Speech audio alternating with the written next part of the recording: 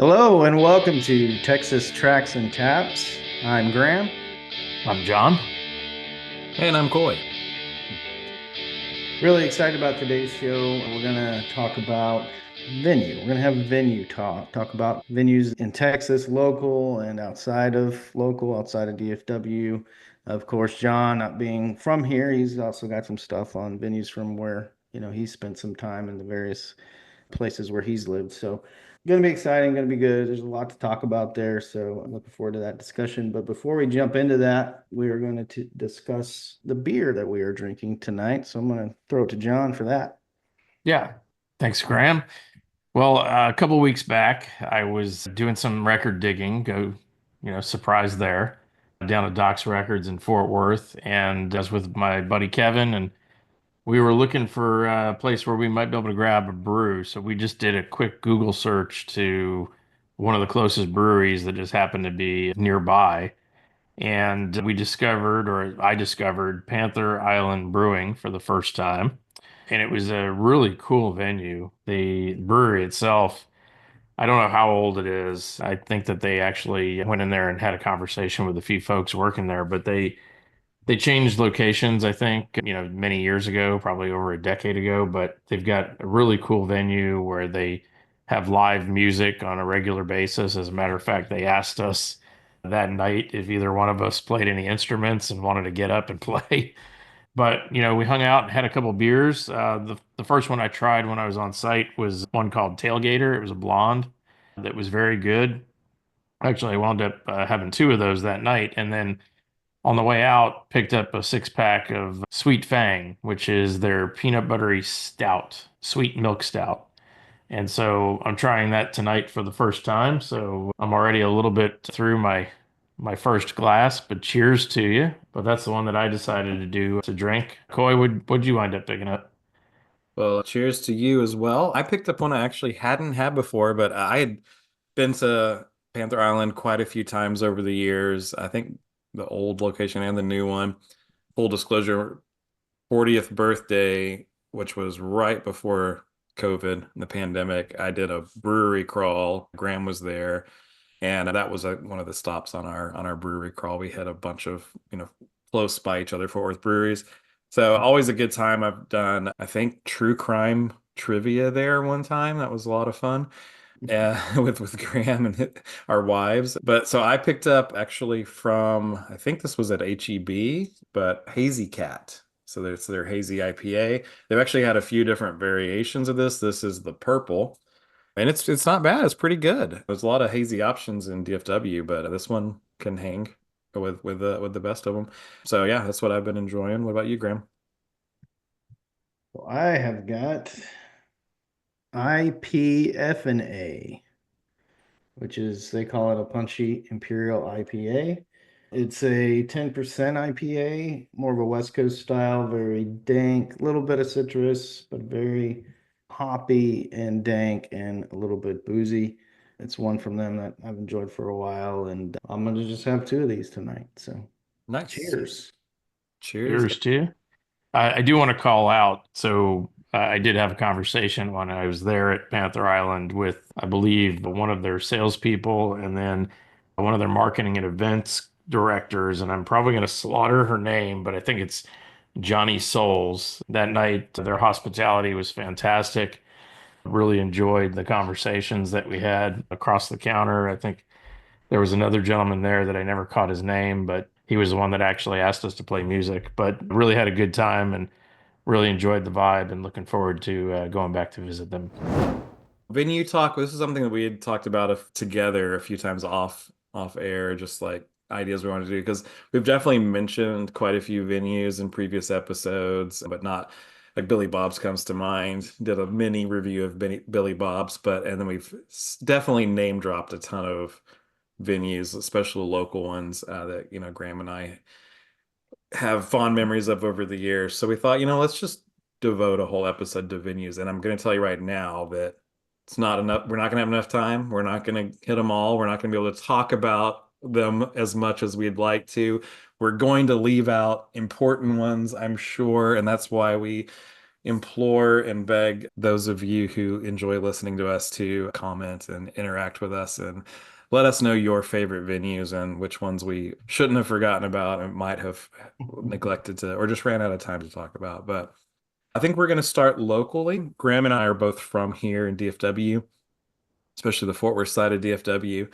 Of course, John, as we've touched on many times, is our transplant. So he's actually, I think, has a lot of Texas venues though, but we're also going to rely heavily on him for the out of state stuff, which Graham and I have a little bit, but I think John's going to have more of, especially when it comes to Georgia and Seattle.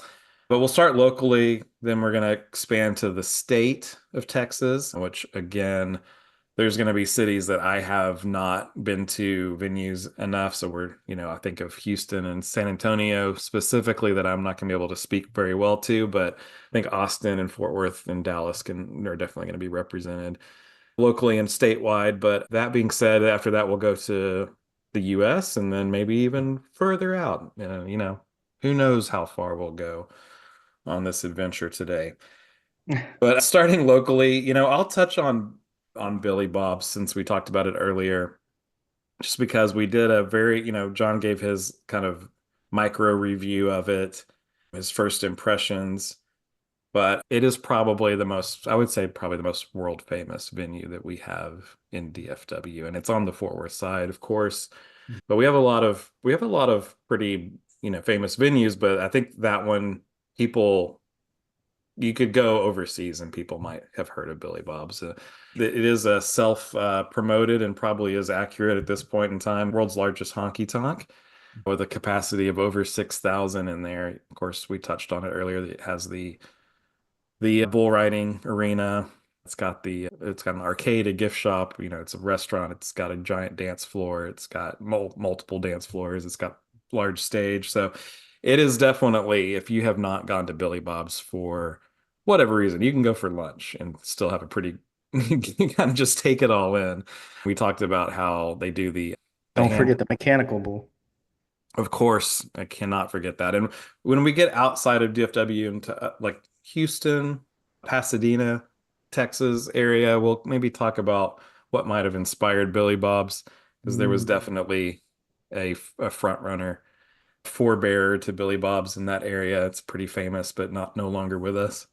But yeah, the handprints and the cement that you can go look at and see all the different people that have come through there. It's pretty world famous, and I just wanted to kick it off talking about that one again, even though we talked about it before, just because it's pretty unique, and I think it would change the landscape of especially Fort Worth if that was no longer around. So we hope it's here for many, many years. It founded in 1980 by a Texas A&M grad and pro football player whose name is, you guessed it, Billy Bob, joining up with a club promoter and car salesman like you do.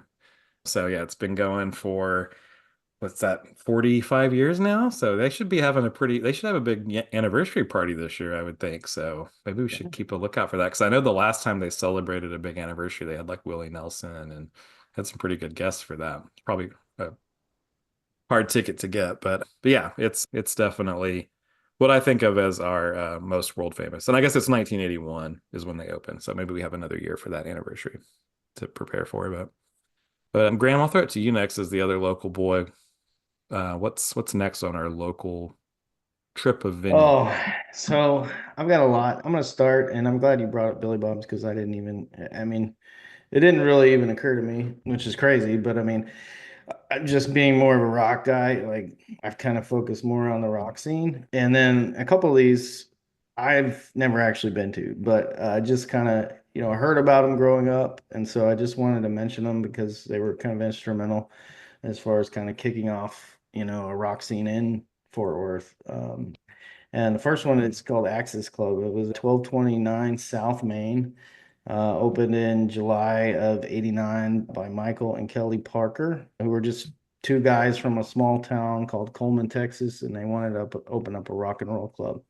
And at the time, there just wasn't a lot of places in Fort Worth to go see, especially alternative and punk type acts. So they wanted to kind of create a place for that. And so they did. So they opened it up in 89. And, one of the most notable, of course, they had, a lot of local shows and local bands play there. But most notably, Fugazi played there at one point. Nirvana played there and Google Dolls played there.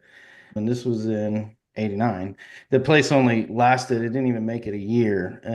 It was only open from July of 89. I think it closed in like September, end of September. So it was really a matter of months. It was an all ages club, so they didn't serve alcohol. So, that was part of the problem is they didn't have the revenue, to keep them afloat from selling alcohol. They also had a lot of issues with, I guess, hooligans hanging out there, some skinheads and stuff of that nature who would get into run-ups with the cops. And this in 1989, Southside Fort Worth was a way different place than it is today. It's been obviously revitalized, gentrified, but back then it was a pretty rough kind of neighborhood. But yeah, at one point, I mean, there's actually a documentary about Nirvana, and it's called Kurt Cobain Montage of Heck.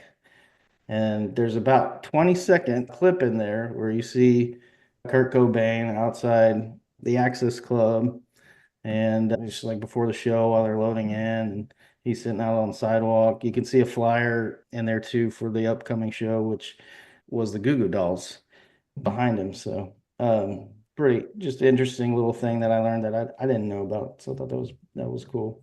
Also, at one point, the owners, they were shutting up the club for the night, and this guy comes by and rolls up in a convertible and starts rapping and dancing in front of them, trying to like book a show there. And they're like, "Who the hell is this guy? What is he doing?" And it was Vanilla Ice.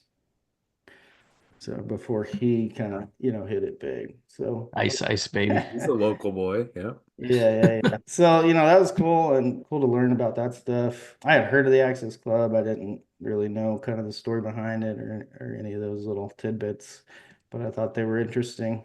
And then another one was Mad Hatters, which was on Magnolia Avenue. Most recently, it was an Egyptian restaurant called King Tut, which I've been to a number of times, but I never made it to Mad Hatters. Again, I was too young at the time to kind of go to these places.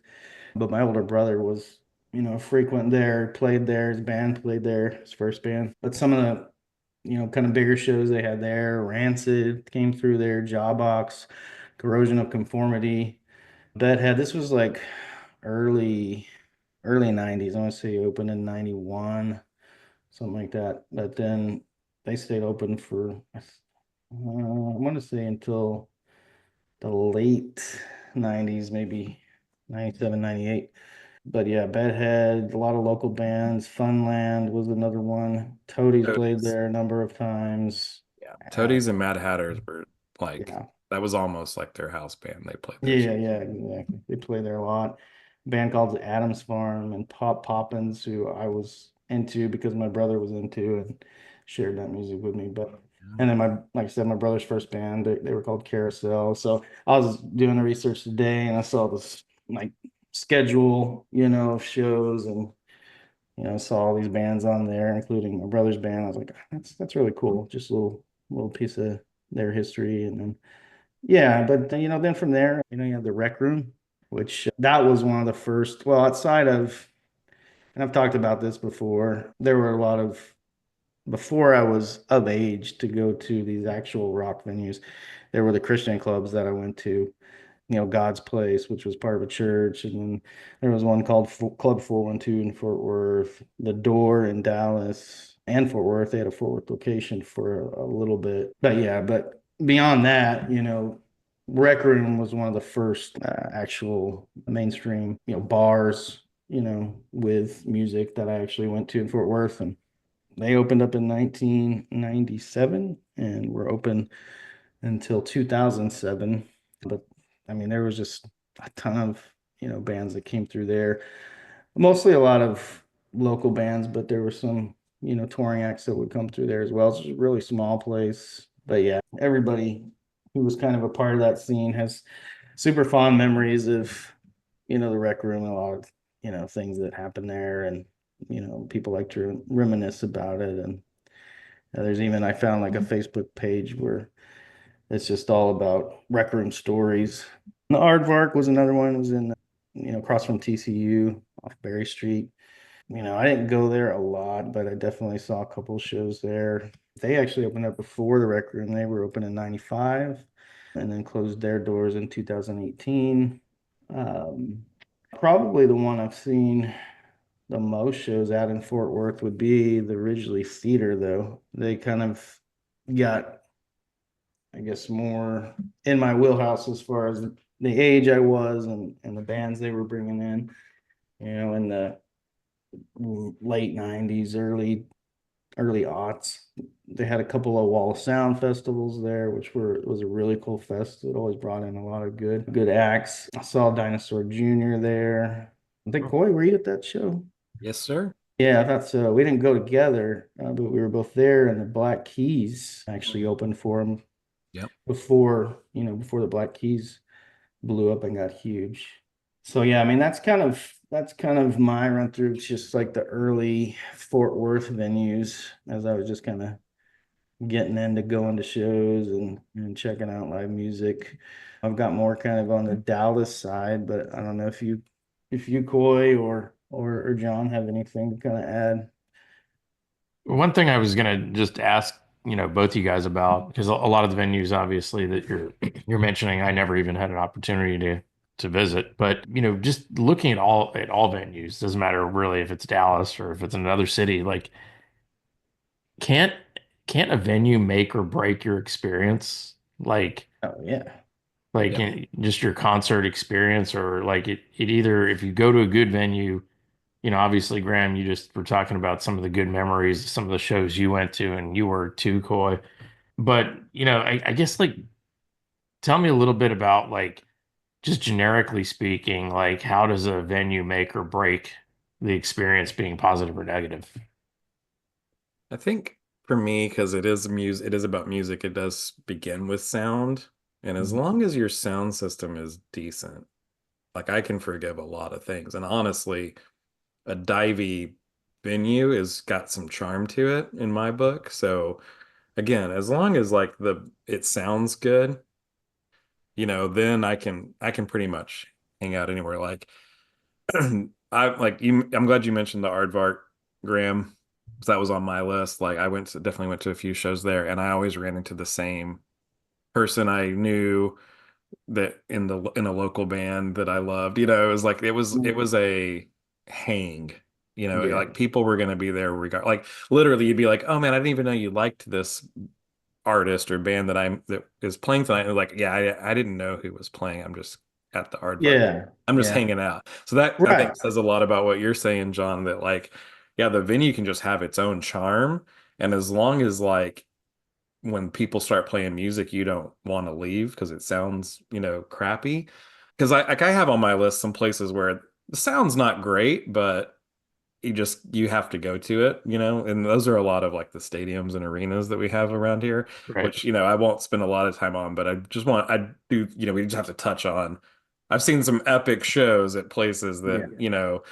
yeah, would it have been cooler to see it at a smaller venue? Absolutely. But yeah, that's kind of my thought about venues is that, and like Lola's, I know we've talked about it before, but I would say that's another one that's in my in memoriam RIP section of my list. Great memories at Lola's, seen some great bands, and that's another place that just had its own character. Like the venue is a character. And Mhm. so at that point, sometimes it doesn't like to the point I was making earlier, it doesn't matter who's playing. You were going to go anyway. And Right. and then if the music's good too, wow, just this one. Well, and Rec Room was definitely, I mean, that way as well. Like it was not even, I don't even think it wasn't even primarily, at least when they started out, I think, a music venue. It's a bar. It's just a local bar, and they Absolutely. happen to have bands play there. And then, it kind of grew as far as, being a venue. But I mean, it was a neighborhood bar where like people, that's where you'd go just to hang out. And you might catch a live show and you might see someone you never saw before. And then now you're a fan because they put on a good show. But yeah, definitely very much the same way as you're talking about the aardvark. So. Yeah, some of Yeah, these places, the stage is literally just like a foot, maybe taller than the pit, or the floor you're right. standing on. Like it's not like these are some of these, it's like yeah, it does feel like it was a bar first, and then it's like music and that's what this podcast is about. Music and drinking Yeah. just are better together. Yeah, you can enjoy them separately, and there's nothing wrong with that. But there's something magical about, enjoying the things of this life that are meant to be enjoyed together. Yeah. Chat room's another one, and probably Oh throw in that yeah. same category as well. Yeah. Just kind of a Where divey. was that? It's on Magnolia. It's still there, actually, Oh, it but is. Okay. yeah, but they very much just a divey neighborhood bar that would put on shows and have some cool bands play. You gotta have good clientele, cool people hanging out there that are actually there and enjoying the music. And that one of the things that just drives me nuts when I go to concerts now is, and I'm not trying to cast any shade on Dallas, but it does happen more in Dallas than it seems to me, than in Fort Worth. But like when I go to a show and I'm there listening to music, it's happened to me a number of times at Granada, which is a great venue, a great sound. I've seen lots of good shows there. But sometimes the crowd can be a killer because it's like a bunch of people just came there to hang out and talk to their friends and really couldn't care less about the music that show that's going on the stage. So they're talking through the whole set loudly and just being super obnoxious. And for that, for me, that kills it. But, and that's not necessarily the venue's fault. And like I said, it doesn't happen at every show. It just seems certain shows, you And get I'll that say kind of this. crowd. You'll get Yeah, people you'll get like a group of people, you know, two or three or of the group of the people is like really into it and really wanted to go to watch this band, but then their girlfriends or what have you, or some other friends who aren't really into the band are going to see come along, and so that kind of develops the whole It's a situation killer. where they're just It's a talking the killer. whole Yeah. time and just having a it, conversation throughout the whole show, and that drives it me nuts. happens in other cities too. It's not just a Oh, Dallas. I'm sure, yeah, no, I experienced it in Boston as well, as which we'll get to later. But I think it's almost saying, I think it's normal. So sure, yeah. it's like I want to highlight how special it seems that Fort Worth crowds are, that it doesn't Mhm. happen as often in Fort Worth. It's not that it doesn't happen at all. It definitely happens there. No, for But sure. I think it's the double-edged sword, or the walking the line of what we're talking about, like where it is a bar and a music venue. And Hmm. if you overdo it on the bar side, you are not as you don't control the volume of your voice, and you don't think about other people as much. And so just be True. mindful. Like that's why we say drink responsibly. It's about Hmm. not talking at concerts more than anything else, other than maybe Ruining my operating concert. a vehicle. Yeah. But yeah, I mean, I have experienced that too. I will say this though, when we that show Travis at the Factory that we just went to was they were all there for Travis, it That seemed. was yeah, that was a great crowd. That was definitely an exception. So Dallas Yeah. isn't always like that. Fort Worth No, isn't always perfect. no. There is a little bit of a Fort Worth Dallas rivalry. Graham and I are gonna be biased, but I mean I have a ton of Dallas venues on my list here too. So Yeah, it's same here. the Same here. big, especially the big acts. They're gonna come to Dallas more often. But I was gonna mention, and I know we've mentioned it in previous episodes, some of the newer venues, but Dickies is Hmm. definitely I love Yeah. it. I've heard people complain about the sound at Dickies, but from any seat that I've had there, which I've only been a few times, it sounded great and way better than other large venues, in my opinion. It's not as big as some of the other ones, which is what I think the bigger you get, the more you run into that problem of it not sounding great. But I'm also going to throw out there Tarrant County Convention Center Hmm. because it's featured in the movie Rattle and Hum when Hmm. when U2 and BB Yep. King played there. But also, I've seen multiple shows there that have been really great experiences. One of the best shows I've ever been to was Tenacious D, Jimmy Eat World, and Weezer. And that was an amazing show. First of all, that bill is outrageous, but Right. it was great. I've seen Muse at Tarrant County Convention Center, and they were fantastic there because I've seen them larger places and smaller places. And it's one of my favorite concerts that I've seen Muse at. So that I think because of Dickies, there's probably not going to be as many concerts. It was already pretty rare to get a show there, but yeah, I have some pretty fond memories of shows at I would agree with you, Coy. I don't know if Dickies would be considered a large music venue, by the world standards. It is, definitely a large music venue for Fort Worth. And I've seen three different shows there, and I would say for venues that size, the sound is amazing. The three shows I saw, I kind of sat in different areas, and the sound was fantastic all the way around. And I love how compact it is. Like it's not, I've been to some of these arenas that are just, you know, it's like a mile all the way around it. So Dickies is really, I think, for its size venue, fantastic. And it's great to be able to bring those national acts directly to Fort Worth. I know selfishly for the three of us, it's closer than Dallas is, but it's great that it's bringing some new artists to Fort Worth that I don't think have ever played here before. Pearl Jam being one of them. They had never played Fort Worth ever before, so it was their first time at Dickies. It's fantastic. Nice. Yeah, I 100% agree.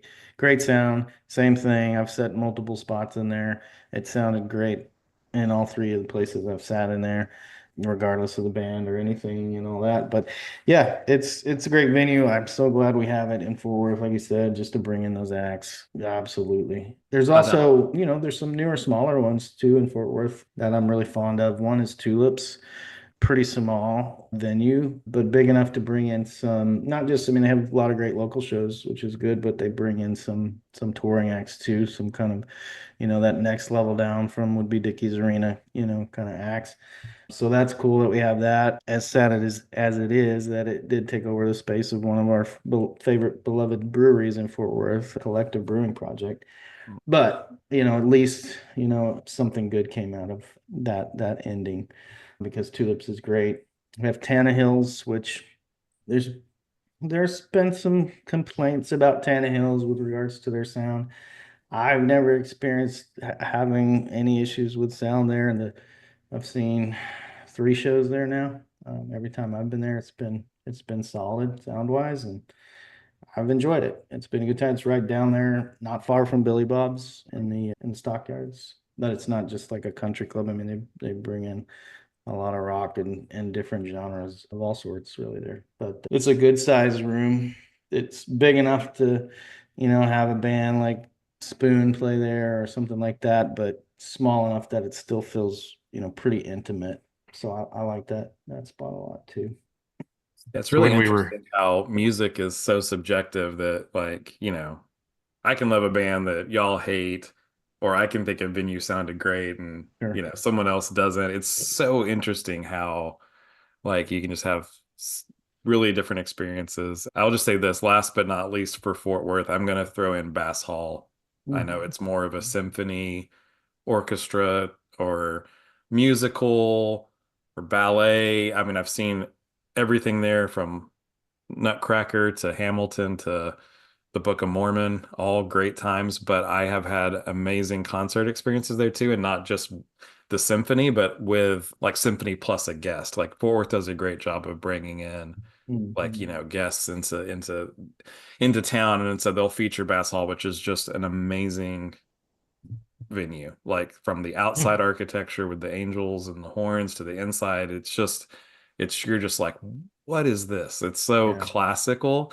But yeah, Guster with the symphony and Ben Folds with the symphony are definitely highlights of shows that I've seen at Bass Hall. But I've done like the New Year's Eve big band tribute stuff that the symphony has done too.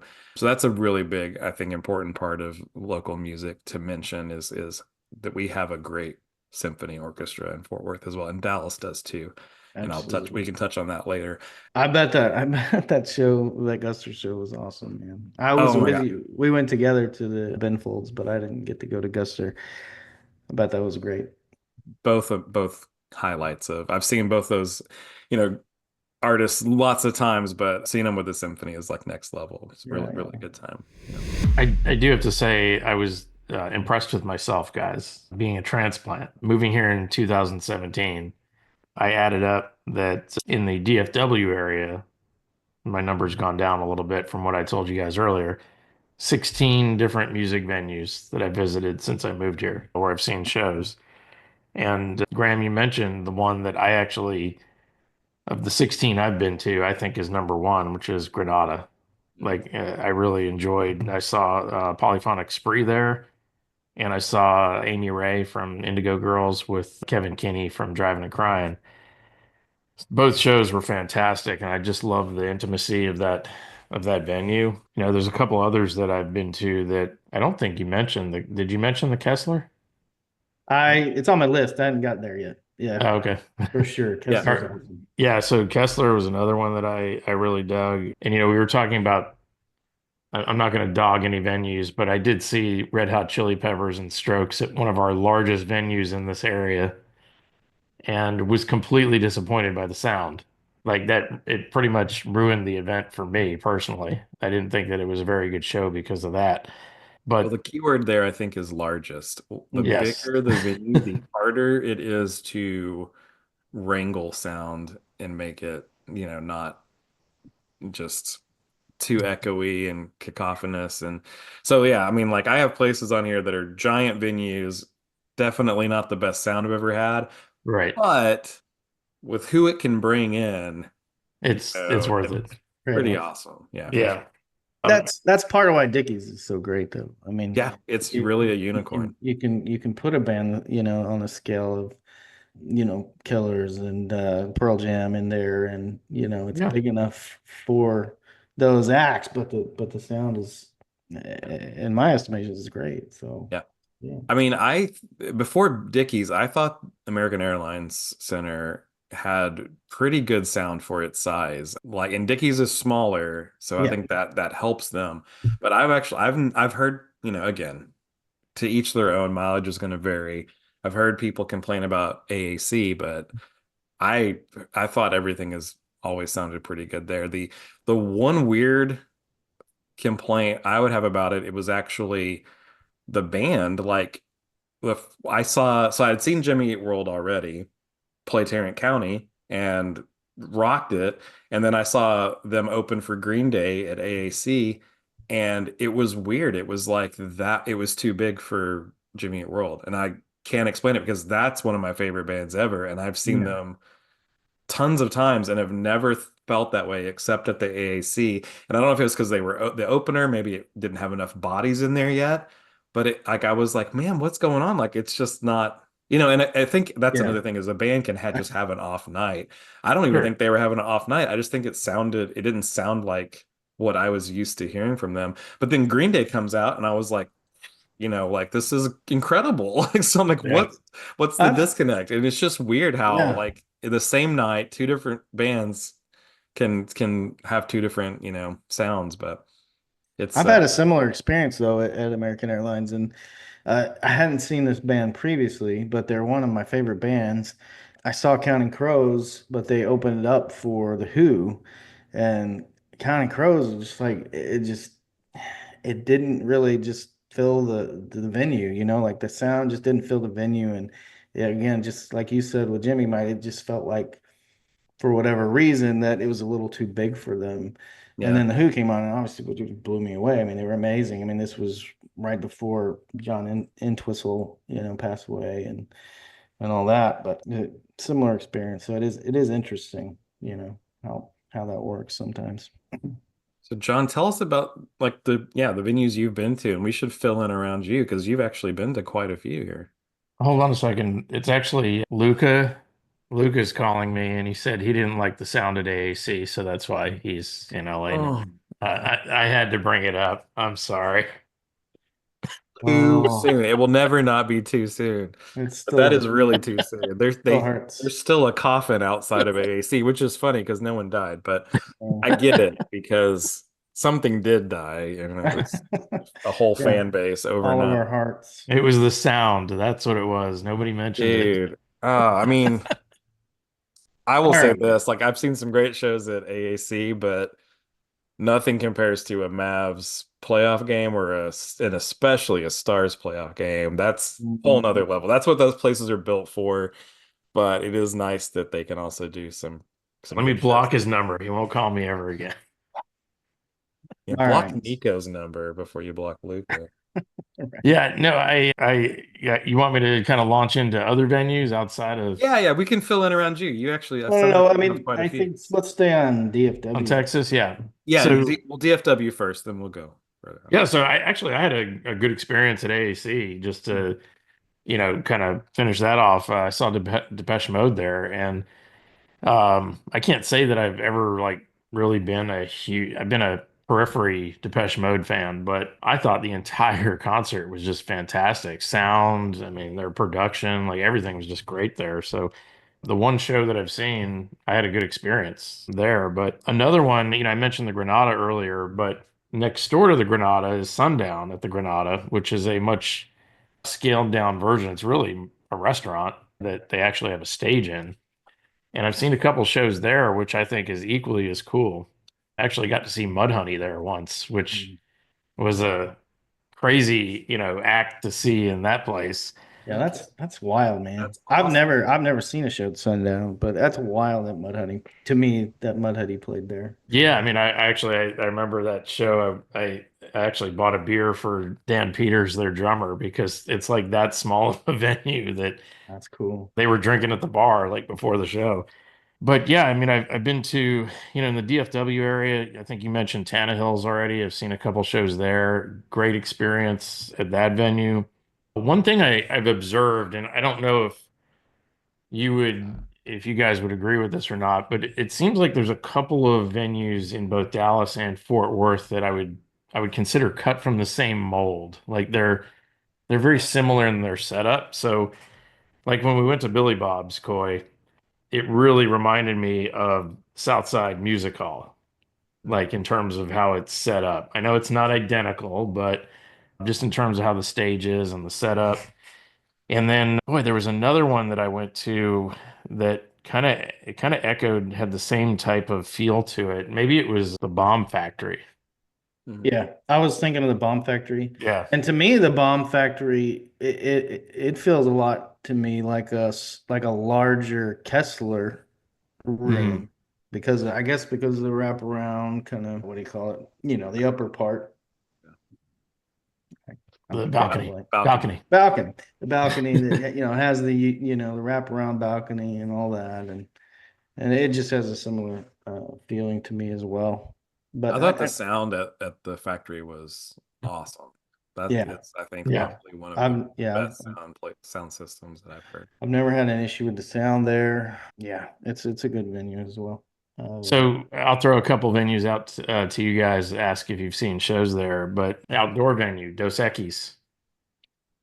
So yes, they are on my list under three different names. That's how many shows yeah. I've seen there. So like growing up here, that was one of the main options that we had. And Mhm. back when we were, getting into music, and I'll speak, when I say we, I say me and Graham, I assume Coca-Cola Starplex is what we knew it as. The local radio station, The Edge, had their Edge Fest there every year. So I went to multiple Edge Fests at Coca-Cola Starplex, which then became Smirnoff Amphitheater and then became Dos Equis. I think it went back to Starplex and then is now Dos Equis again. I don't know. There's always some kind of beverage involved, and they definitely sell them there.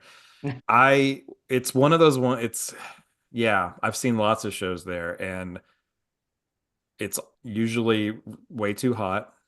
Outdoor venues are difficult in Texas in general, but I most of my memories have to do more about how hot it is. I have not had a lot of great sound experiences there, but you can't beat just paying like 15 bucks for a lawn seat and putting a blanket on the grass and sitting out under eventually the stars come out and it cools down to like 95 degrees. But no, I've seen great shows there. Like Mumford and Sons comes to mind. I mean, Blink 182, Weezer, Foo Fighters. I mean, you name it. Again, it's another one of those spots. I think we're sent over the years, we've gotten more venues that can bring in those acts, but it still pulls a lot of them. Dave Yeah, Matthews, yeah, a lot of major names there. I think is it Willie Nelson's yeah. His Fourth of July concert thing that there, his Fourth of July thing is going to be which I here. really want to go to, but July 4th and July, Texas Heat. I'm like, I don't know, man. dude. I don't how is know how Willie he's gonna going do to it? survive That's the it. thing is like if Willie can do it, what's Right? You my should be able to do problem? it. But Exactly. it's You need to it man is up. rough. It is rough. I have a very it's like we were talking earlier about going to Dallas on a weeknight, and I equate going to Dos Yeah. Equis in the Yeah. Yeah. summer. Yeah. It's a long drive. I would Yeah, for rather go us. to Dallas on a weeknight than go to Dos Equis in the Yeah. summer. Yeah, but it's Air over there kind of in conditioning. that Fair Yeah. Park area. You see the Ferris wheel, behind, which is cool. And Fair Park has a music hall. I've seen some good shows at Fair Park.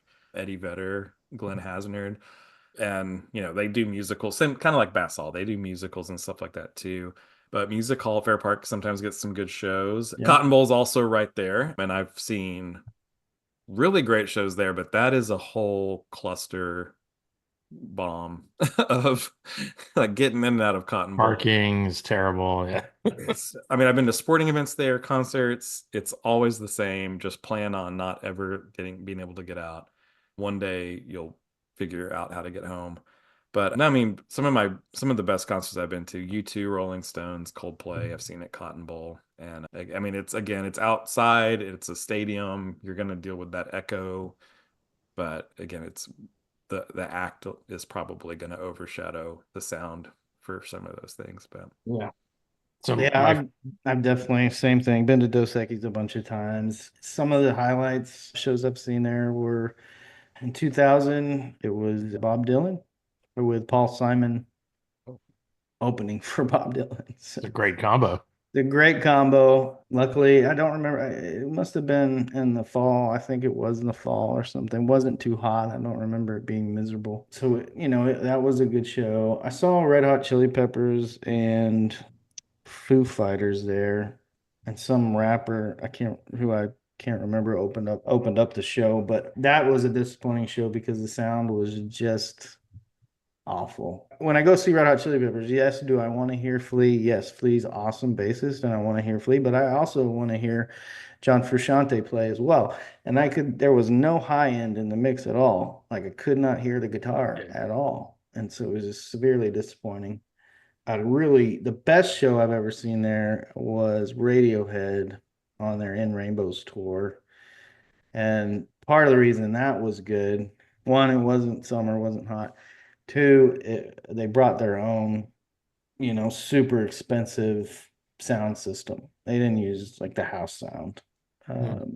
And so the sound was good. They had this very cool, like ethereal light show, and it was awesome. That was a very Hmm. good experience there. yeah, ironically, the best show I saw there, I think, is going to be Down from the Mountain, which was the music from Oh Brother, Where Art Thou? Oh wow. Yeah, that was My cool. parents and I, like, we loved that movie and then loved that soundtrack. And so they went on like a little national tour and with all those bluegrass musicians. And it can handle bluegrass really well. Like it was mixed well. It sounded great there. It wasn't too hot from what I remember that day. That was and it's not I didn't go to a lot of shows with my parents, and so that's definitely got a fond memory as well. Just the show that like music that we both connected to and went to a live show. Oh, claim to fame, Kings of Leon almost broke up because of the show that they had scheduled at Dos Equis. Really? Yeah, Why? that What was that happened? was the one where I forget the lead singer, but he couldn't come out and do the show, and so they canceled the rest of the tour, and then it was like, Did he have heat exhaustion? no, it was, I mean, Brothers fighting. probably did, but Yeah. he had a lot of other things going on. Gotcha. But they did end up, they took a pretty long hiatus, but Oh they did wow. end up, I didn't know that. yeah, yeah. I didn't Did have not know tickets to that. that show, but I had friends who did, and yeah. Well, so we haven't mentioned Well, the place that I went to for my first Dallas concert, the House of Blues. Yeah, it's on my list. So, what are your thoughts on House of Blues, guys? We'll start with Graham first, since I mean, I'm a thumbs up. I want to say I've only seen like two shows in the big room there. I've seen a show in one of their smaller rooms. They have like a smaller little club. I actually saw Ishii there, and Hmm. that was really cool.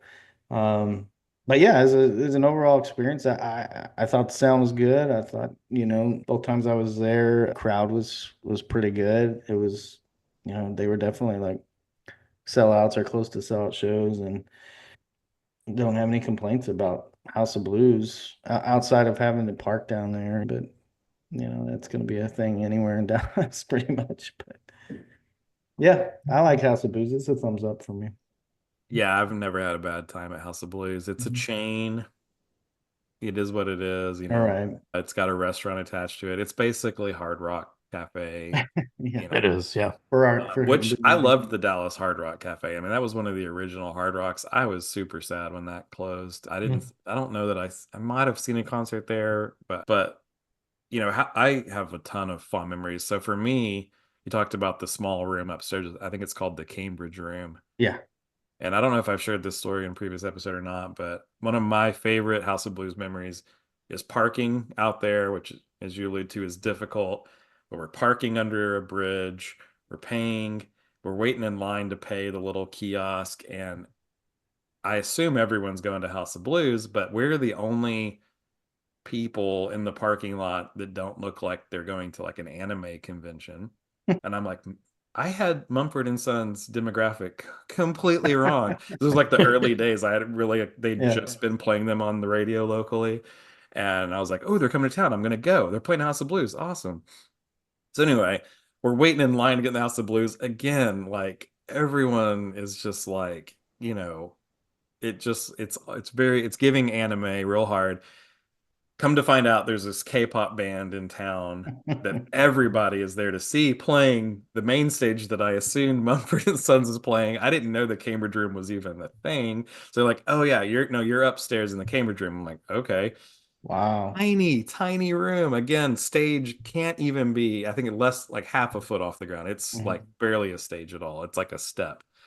And not only did they all fit on that stage, they brought their opening act on the stage with them. So there was like 11 people or something at one Oh, time on that wow. stage and playing to like 200 people probably packed into this room. And it was like wall to wall.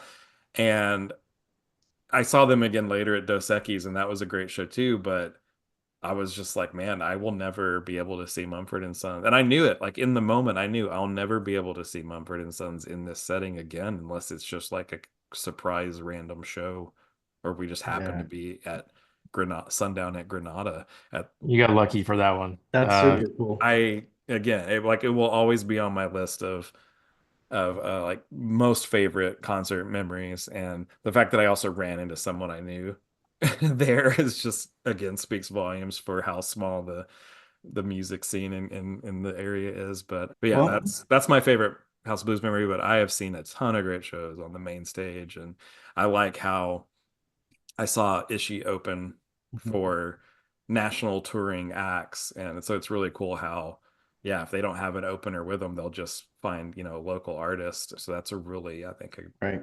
cool thing that House of Blues does for whatever city they're in. I know they're in a ton of cities, but yeah, I've got no complaints. I think it's a great venue. Speaking of venues, which we've mentioned a couple now, venues that have smaller venues attached to them or contained within them. I'm going to go back a little bit to Bronco Bowl, which was in Dallas on the south side. Started off in the 60s. It was opened up as an actual bowling alley. It was a 78 lane bowling alley. This guy, Dallas Lyman named J. Curtis Sanford, who actually started the Cotton Bowl Classic. He was behind starting up that football game, but he got real big into the bowling trend in the early 1960s, and he saw it as a potential, investment to make some money, and so opened up the Bronco Bowl as a bowling alley to host like National Bowling League events. And interesting little note here too, the Dallas League, they were called the Dallas Broncos, formed in 1961. One of the team members was Eddie Brickell, and I don't know if that last name rings a bell for either of you guys. Edie Burkell? Yes, father of Edie Brickell, Oh, wow. Eddie Brickell was on that team. Uh, Wow. Very cool. but anyway, it didn't really ever pan out. The National Bowling League, He surprisingly never really took off as Mr. Sanford expected. So it kind of just sat as an underused bowling alleys through the 70s, but in 1980 it was reconfigured as a concert venue. They kept 22 of the bowling lanes, a sports bar, and then three smaller clubs within it.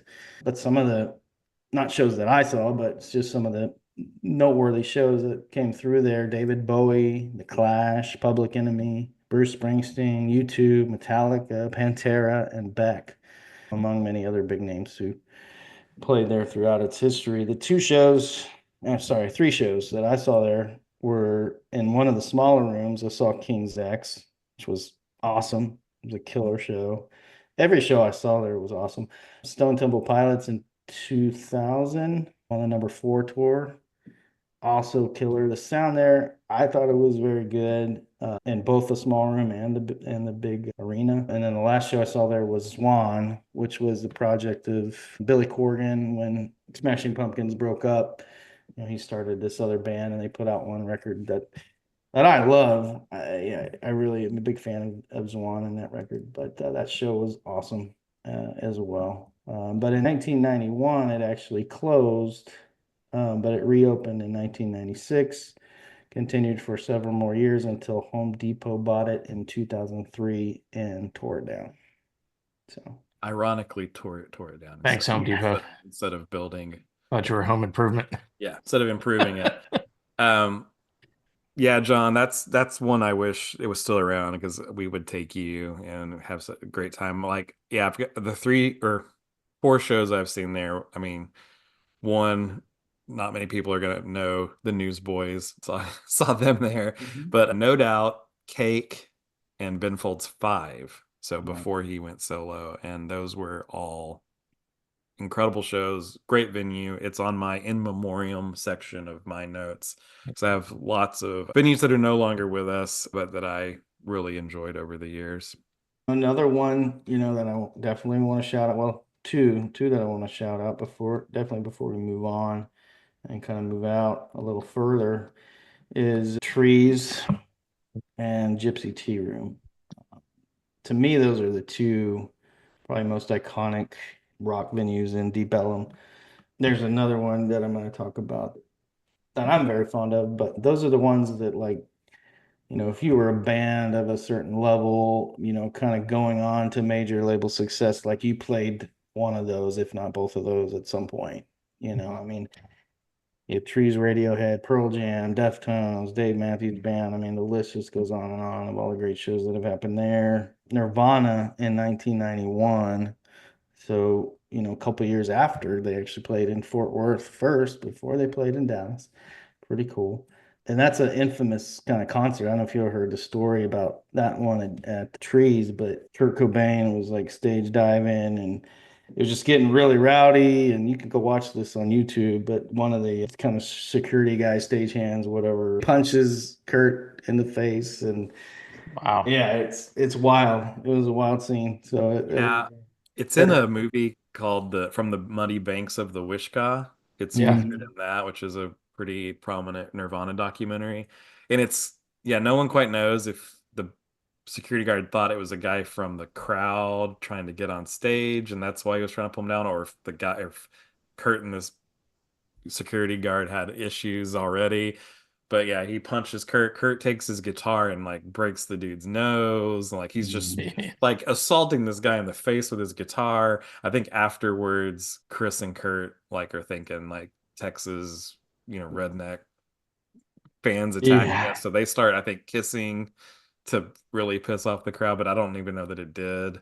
But like they would just do stuff like that. Like I think they did that in other shows too. But yeah, it's a totally surreal moment. But yeah, it's part of the lore and like of and legend of Nirvana, that infamous Trees show. That was on my list as well. Trees and the infamy there of what went down with Nirvana. But I've Yeah. seen Yeah. tons of great shows at Trees over the years.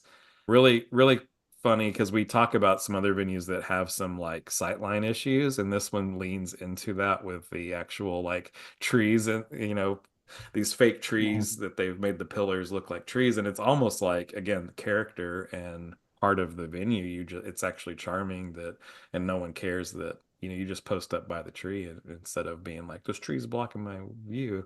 It's different if it's a tree versus just a pole. But yeah, I've seen lots of great shows of trees, and Yeah.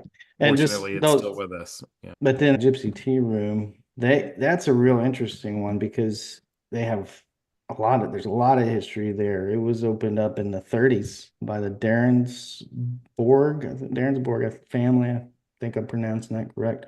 But they moved to Dallas from New Orleans and named it after a club from back home. And it was a big part of the African American music scene in Dallas. There's a lot of rich history there in African American music history. It shut down back in 2007, unfortunately. Reopened like a year later as The Door, which The Door was a Christian club that was in deepest Ellum, but they took it over a year after they closed down. But again, like so many huge acts came through there. Beck, Wilco, The Strokes, Willie Nelson, Postal Service, Sonic Youth, Kings of Leon, Robert Plant, Muse. Again, a lot of these bands just before they reached that stratospheric, heights that they went on to. Some of the shows I saw there, I didn't see a lot of these ones I just mentioned, but there were some that were very impactful to me. One of them, I think the first time I actually ever went to Gypsy Tea Room, I was supposed to go there, and I think Coy was as well, maybe. I And had tickets. Yeah, yeah, it's on my it notes. was this. Yeah, Jimmy World was set to play there on their Bleed American tour in 2001 on September 18th. But of course, we all know what happened on September 11th of 2001, and that show got subsequently canceled and rescheduled. It ended up happening, I think, in the the following year at some point, if I'm not mistaken.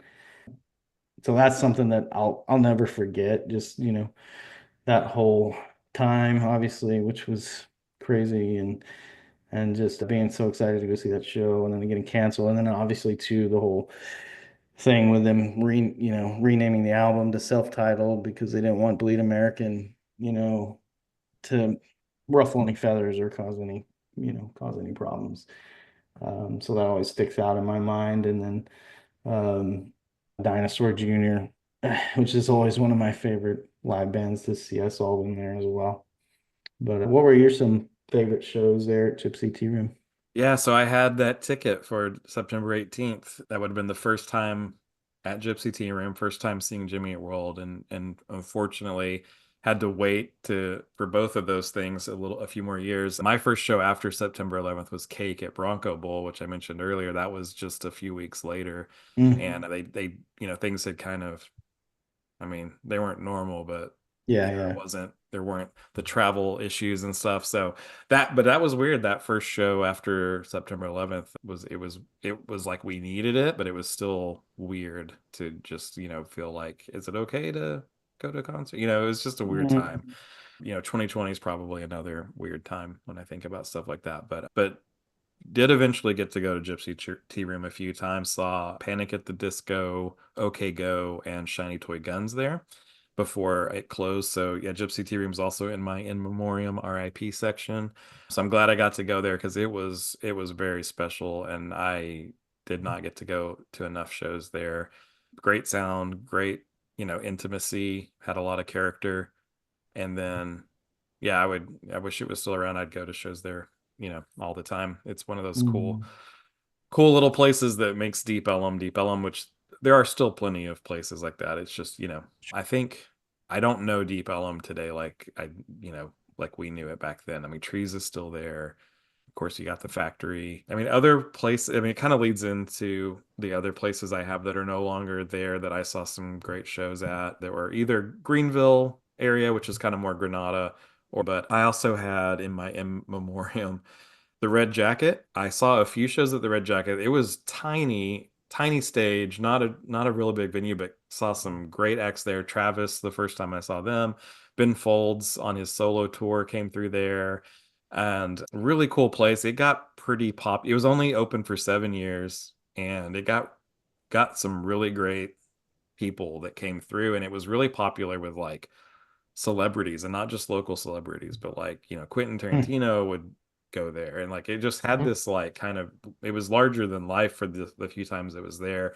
But one of my favorite memories of Red Jacket is actually before I even ever went, they did The Edge, again, our local radio station that I think we all listened to when we were into the alternative scene, did a show. I think it was Friday or Saturday nights, maybe both, but they did Red Square Retro, which was basically just a live DJ set that they broadcast on the air instead of playing like the normal stuff they would play. They just played the Red Jackets DJ set. So I remember before I was of, age to be able to really go to places like that, listening on the weekends when I'm out driving around. It's like, oh, the Edge is turning over their programming to go live to Red Square Retro, and you just hear like spinning 80s tunes, in the 90s and 2000s, and I always wanted to like go to a Red Square Retro night, but never actually. I saw bands there, but I never went to just, experience the DJ side of Red Jacket, which was really cool. But Yeah. another one that's kind of like that would be Lizard Lounge. I Mm. think they had on Sunday nights, they had the church, which was like 80s goth and industrial DJ sets, and the Edge on Sunday nights would transition to playing their sets live, and it was the church. And so that was another place. I never actually got to go to Lizard Lounge or the church, but that's more, I think, more probably DJ and dance EDM type stuff, which Dallas had a really big scene, especially in the 80s and 90s, Yep. but we haven't touched on as much just because I wasn't quite old enough, but also I was a little leaned a little bit more alternative in those days. But as I've gotten older, like I really have enjoyed more of that type of stuff. But I definitely have great memories of just like I would tune in on the Edge. Well, Yeah.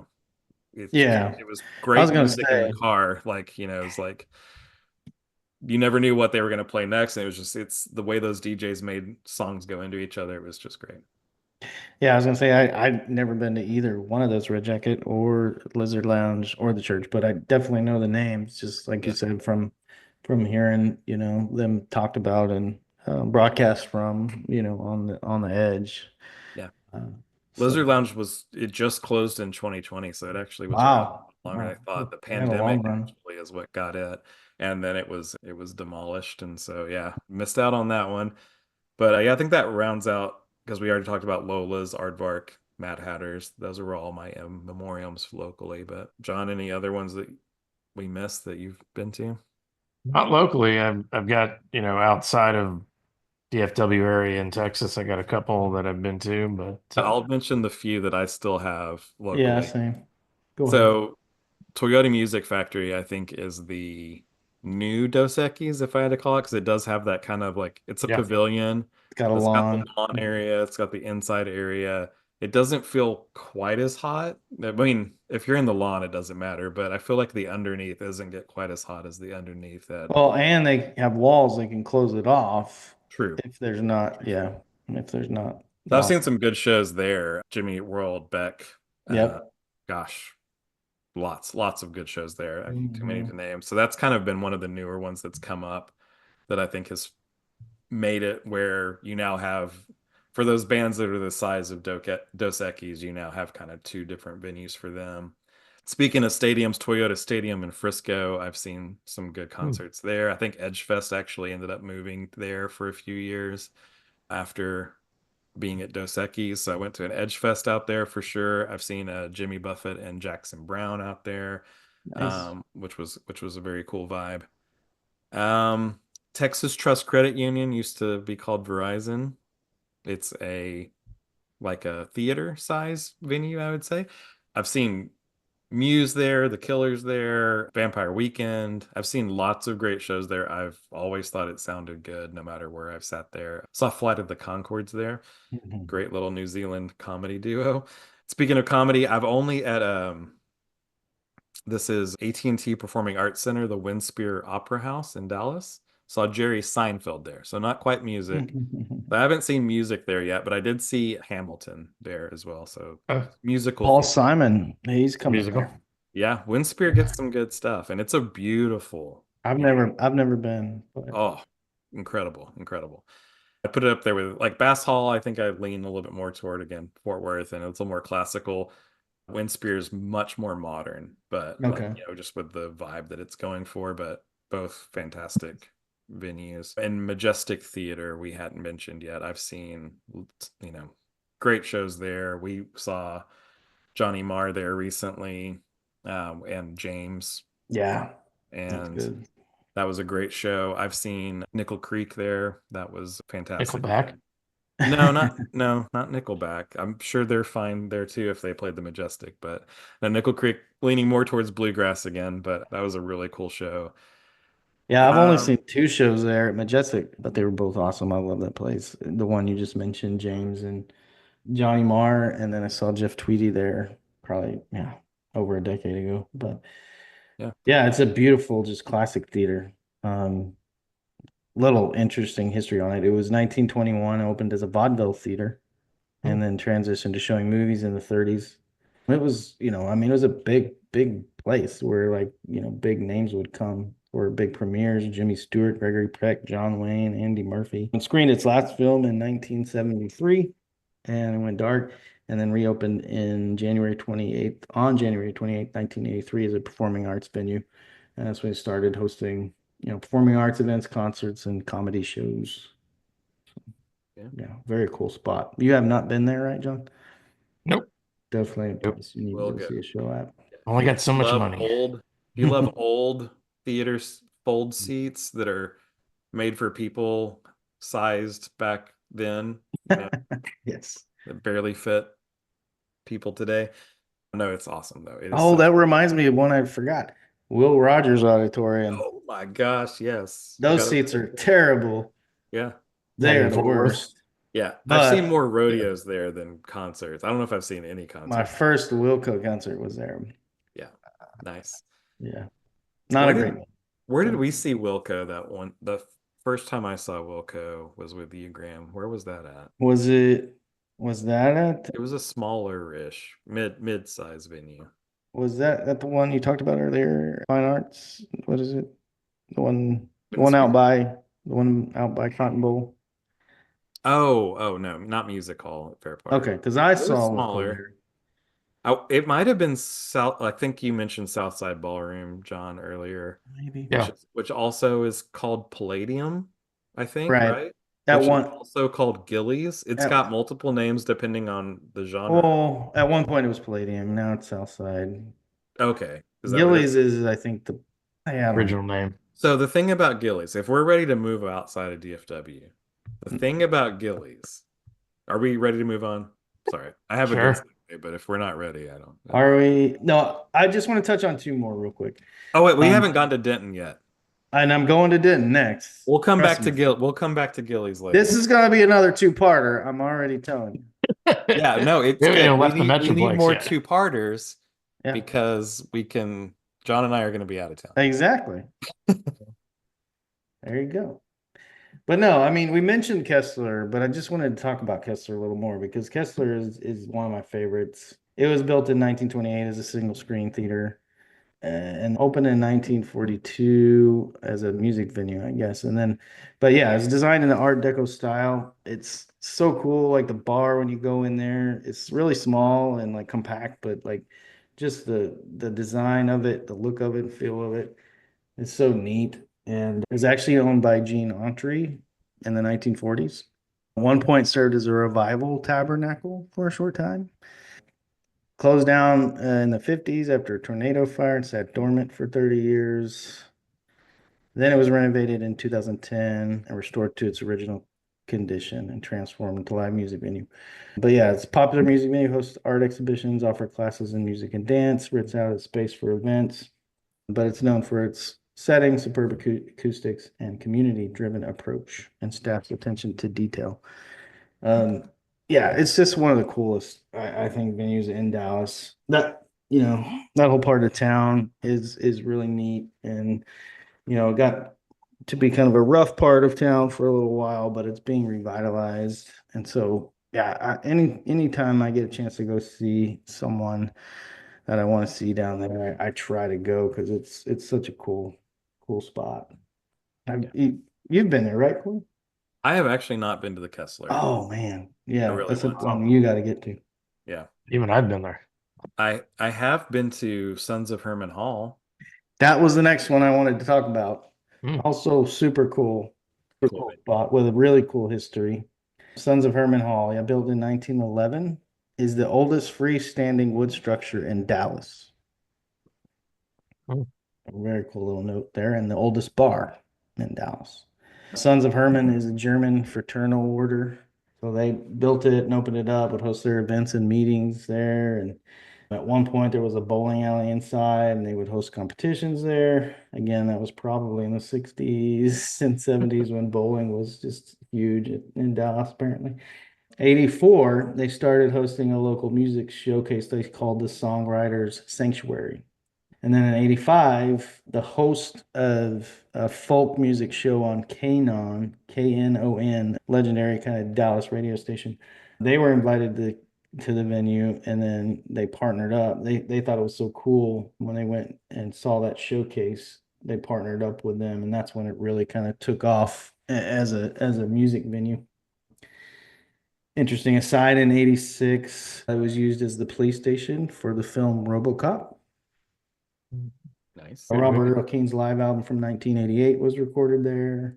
Some of the notable bands, artists that have played there: Towns Van Zant, The Chicks, Junior Brown, Arlo Guthrie, Whiskey Town, way back, before Ryan Adams went solo.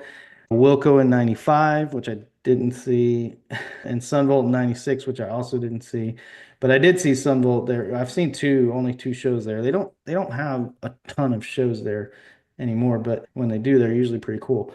So I saw Sunvolt there in like 2013, and then Lori and I went and saw Greg Laswell there in 2019.